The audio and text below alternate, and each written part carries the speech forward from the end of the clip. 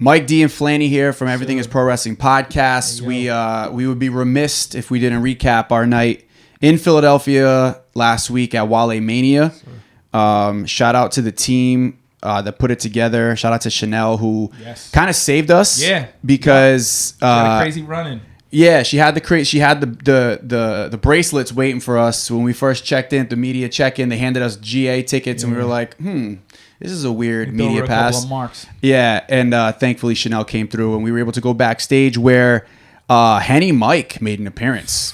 All right, let's just put it that way. The man is from Pawtucket. Yeah, I really. It's only right. It's only fitting. I dove into my Pawtucket roots a little bit into the Henny.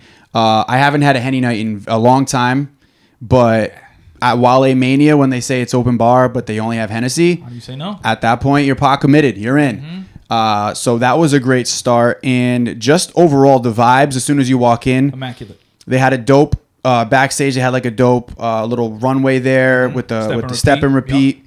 But, branded with the WaleMania and all the sponsors that they would have the guests of honor, the superstars come in. And it was really dope how they set it up where it was kind of like a free-for-all where it was like, hey, if you have questions, you got a camera, feel free to approach them. If they are taking questions, they'll take your questions, which everybody there did because they're all dope as hell. So that was really cool. Again, first time covering WaleMania, I kind of dropped the ball in the microphone situation. Shout out to my boy Walski coming through. Walski, man. We had some lapel mics, some lavaliers that he brought in. We were able to get a couple of questions in there for Big E, Andreas Hale as well, who I got to talk to them about their Bridges short film, and also just the importance of WaleMania as an event for WrestleMania weekend. You got a chance to talk to Shelton Benjamin. Yeah, similar. I got to talk to Shelton Benjamin, the guest of honor. As you mentioned, that was a little before we got the mics, but we were able to still pick up some great audio. And again, similarly asked him, how cool it was for him to receive that honor and receive those flowers. We talk about the WWE Hall of Fame and how prestigious that is, but I think in this culture and in a lot of circles, WaleMania being that guest of honor is very similar and has that level of prestige because it comes from your people, the people the people who respect you. And he really, opened up about that. And even, hard time, he's like, hey, I'm getting a little choked up. I'm having a hard time putting words into this, that honor. And obviously, as he spoke later on, you could feel you can feel that emotion within him of how big of a night it was and how honored he felt to get that opportunity.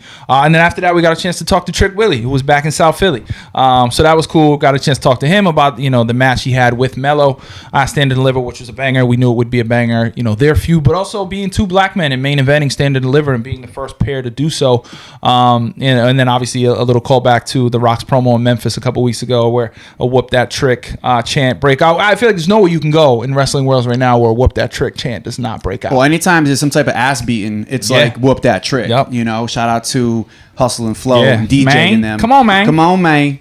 But even on SmackDown Friday night where they had another one. Yeah, there was another whoop that trick chant, and the dude's over as hell. So over, man. And but he was cool super as hell. cool. Cool as hell. Cool. And took the time and was very gracious with his time, and everybody was. Everybody was backstage. Getting a chance to even catch up with Van Lathan. Yeah, yep. Number one voice in wrestling media himself. He had the cowboy hat on. Had the strap with him. Literally, it said it on there. Number one voice in wrestling. So that was cool. No, I mean he's that's what it is. Yeah. You know what I mean? So he's got to walk around with the strap. He had the cowboy hat. He dapped us up. Cut a hell of a heel promo. He's playing the heel parts fantastically. We got to catch up with Kaz a little bit. He was a very busy guy, man. We didn't get anything officially on the books or on recorded, but he was running around like crazy. Yeah, and like just in his man. element, because when we had a chance to talk to him a few weeks back on the pod, but just knowing the amount of work and planning that goes into this. Because, it's not like there's a bunch of professionals and people that have booked events and have planned events and have thrown events. They're not new to this. But when you don't have like a massive machine behind you, there's a lot of things that you have to kind of figure out on the fly. Yeah. And, it's not even just getting the amount of talent, which was a ridiculous amount of talent. Gerald Briscoe was backstage. Gerald Briscoe. Okay, so when we talk about talent, we're not talking about just like the current stars. No, generational. We're talking about Gerald Briscoe. The forefathers of the business. I thought the Henny got me. I thought I was in like the outer Henny sphere when Gerald Briscoe pulled up and he had the biggest smile on his face. The biggest. He had his son with him. Biggest smile. He introduced us to his son. Yep. very proud to introduce his son. That was cool. It smelled like Teen Spirit back there, and he looked at us. He goes, "They're having a good time back here, aren't they?" Ear to ear, grinning. Ear to ear smile. It was cool. The last person I expected to see in there. There's about a billion people I would have predicted would be back there. But I guess he also has a really close bond with Shelton Benjamin. Yes. Which makes a lot of sense. Being he was the guest of honor that night. And I mean, if you follow Joe Briscoe on Twitter, X, whatever the hell, he's funny as hell on there. So he's a guy that I did not expect to see back there, but it was happy. And again, like you said, he took a few moments, just kind of chopped it up with us and talked with us about our night, how we're doing in the weekend. And so, it was cool. That was, a very unexpected, I think, out of kind of all the cameos we saw that night, that was definitely atop the list of kind of like, whoa. Right. And, Omos entering the room is always humbling. Yeah, I remember, I think you were like in front of me, and I remember tapped on your shoulder, and I was like, Mike. Yeah, I didn't even say anything. You just kind of turn around. It's one of those things where you turn around, and then you go... It was literally like something out of like a cartoon or something. It was like, okay, wait a minute, this is really happening. Yeah. So that was really funny to kind of compare you. I was about to get a picture with him, but then he got called off somewhere else. Yeah. And when that man is busy, I'm not getting in his way. Nope. It is not a damn thing I'm gonna do about it. Yeah, and there was so many stars backstage who were gracious enough. We bumped into Carmelo Hayes and Willow Nightingale and Lash Legend and so many stars who were current and who had matches and who had busy booked weekends and who were in there, which is cool. And I think to your point earlier, the vibe back there was very just chill, and it felt like a community and people. Like if you just had a kickback with your people. There wasn't a security presence. There wasn't any worry of these media members are really marks in here and they're just trying to mark out. No, it was very professional, but also just felt genuine and felt like you feel that sense of community in the building. And that for me, someone who not only attended my first one but was covering my first one, it felt like I had been to a bunch of them. Yeah, and it also felt like they're very proud of, like, the people behind WaleMania are very proud of making it sound and feel like a family reunion. And as two of us who are fans of a lot of these people and maybe don't have haven't had as many interactions with a lot of, the people that were there backstage, either covering the event or a part of it. We felt like family. Yeah. They were letting, we were up on the stage. People were handing us drinks, dapping us up. Like, if we made eyes, they would come over and introduce themselves. It was just such a dope networking, fun experience. And then for the people in the crowd, they got to witness it. They got a show. I mean, there was dope DJs. Shout out to Corey Towns. Yeah, Corey Towns. Jeezy Rosa was another one. I think there was a couple others who, and the tunes were awesome. The performances, awesome. I mean, Armani White performed. You had Wale, Connie of course. Diamond. I mean, then, needless to say, you had Philly legends, Beanie Siegel and Freeway out there. That one hit, man. That was crazy. That was a bucket list thing that I don't know that I ever quantified on my bucket list, but being able to see Beanie Siegel, Freeway, Young Chris was there, but being able to see Beanie Siegel and Freeway in the crowd do Jay-Z's verse, do What We Do, was I couldn't put words to that. That was so dope. Keep in mind, this is Philly. In Philly, and technically, this is a wrestling crowd. Like, people know of WaleMania because of wrestling. Like, it's a combination of both worlds. Yeah. But like the majority of people there, they're not just there to see music. They're also there because they're wrestling fans. And the fashion too. The fashion, I think, is you go to wrestling events, and a lot of times you see your, for lack of a better term, some of your generic wrestling gear.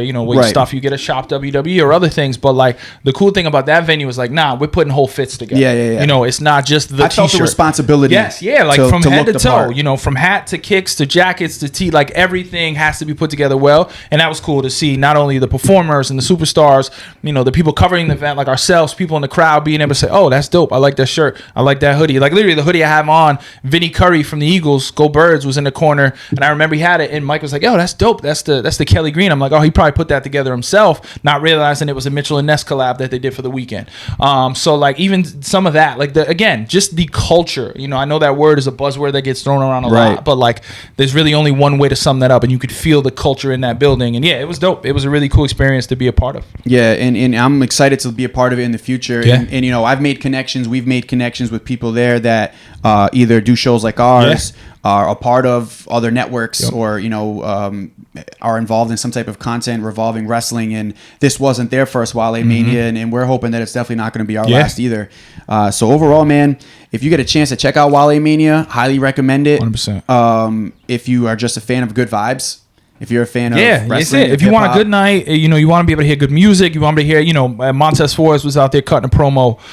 They had the Subway, the folks on the Subway, who dressed up like Kane and Hogan. Oh yeah, that's right. Yeah, so Subway Mania, I forget the name, but did a choke slam right on the stage. Like there's so many, and everything is intentional, right? Like you can tell it wasn't just we're just gonna get a bunch of people together and we're gonna see how it flows. No, like everything was meticulous to the minute. The performers, obviously, Kaz and Emilio and Big Swole. Shout out to Big Swole. For hosting, great hosting duties, an amazing hosting job, and all the different folks who come out. Shelton giving his kind of keynote address, having all the folks around him. He told a really cool story about Zilla Fatu, who's the son of Umaga, and kind of how, and him knowing him so well as a child. And you see some of those folks in the room who you see the connection they might have had to Shelton or somebody else in the room, and you might not have necessarily put two and two together. And you're like, oh, okay, this makes sense.